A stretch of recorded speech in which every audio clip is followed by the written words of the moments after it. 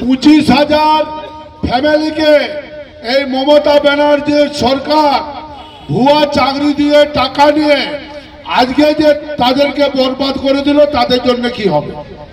আবার এই দেখুন 30 তারিখ আসছে, আরো 59,000 লোকের চাকরি যাবে সময়ের অপেক্ষা। তাহলে দেশ গড়ার কাজে এই চোর তৃণমূলকে ভোট দিবেন না বিজেপিকে ভোট দিবেন, সেটা চিন্তা ভাবনা করবেন। এই চাকরি যাওয়ার একটা পৈশাচিক উল্লাস, বিজেপির নেতারা পৈশাচিক আনন্দ করছেন এবং তাদের সঙ্গে গলা মেলাচ্ছে সিপিএম, কংগ্রেস। কতজন যোগ্য প্রার্থী পড়াচ্ছেন, কতজন যোগ্য প্রার্থী যারা ওয়েটিং লিস্টে রয়েছেন, প্যানেলে রয়েছেন, তাদের কর্মচ্যুত করা। যেখানে এসএসসি নির্দিষ্ট করে দিয়েছে যে বিতর্কিত বা প্রশ্নচিহ্ন আছে বা তদন্ত সাপেক্ষ চাকরি কাদের, তার মানে ধরে নিতে হবে বাকিদেরটা ডিসপিউট নেই। তো যাদের ডিসপিউট নেই তাদের চাকরি খাচ্ছে কোর্ট। এটা কোন ধরনের জাস্টিস? এটা তো ইনজাস্টিস, অবিচার।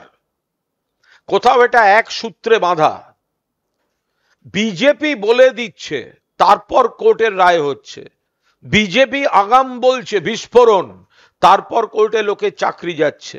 আবার বিজেপির বিধায়ক বলছেন যে আরো কিছু লোকের চাকরি যাবে, আবার একটা কোর্টের অর্ডার আসছে। তাহলে বিজেপির পার্টি অফিস থেকে টাইপ করে আদালতে অর্ডার যাচ্ছে, নাকি আদালত যখন অর্ডার টাইপ করছে সেখানে বিজেপির লোক বসে থাকছে? এ নিয়ে যদি কেউ প্রশ্ন তোলেন, সেই প্রশ্ন তোলার অধিকার কারুর সবারই রয়েছে। আমরা বলছি ভারতীয় জনতা পার্টির যারা ধামাকার কথা বলছেন, চাকরি খাওয়ার কথা বলছেন, আর তারপরে যে বিচারকদের হাত দিয়ে চাকরি যাওয়ার অর্ডার বেরোচ্ছে, এদের মধ্যে কোনো যোগাযোগ আছে কিনা সেটাও সিবিআই এর তদন্তে আসা উচিত। এই মাসের 30 তারিখ যে প্রাইমারিতে ওএমআর শিট যে ডিস্ট্রয় করা হয়েছে, অরিজিনাল ওএমআর শিট রাখা হয়নি, ওএমআর শিটের ডিজিটাল কপির নামে স্ক্যান কপি না রেখে এডিটেবল কপি রেখেছে, সেই মামলার শুনানি আছে। আমি এটুকুই বলতে পারি সেই মামলার আইনজীবী হিসেবে। ফলে এই যে কে কি বলেছেন সেটা তিনি বলতে পারবেন, বা কোন মাসের 30 তারিখ সম্পর্কে বলেছেন তিনি বলতে পারবেন।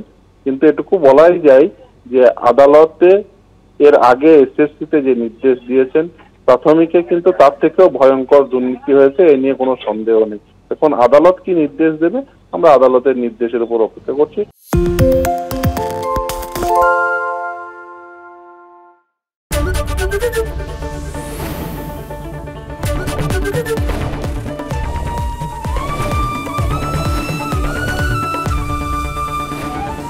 এবিপি আনন্দ এগিয়ে থাকে, এগিয়ে রাখে।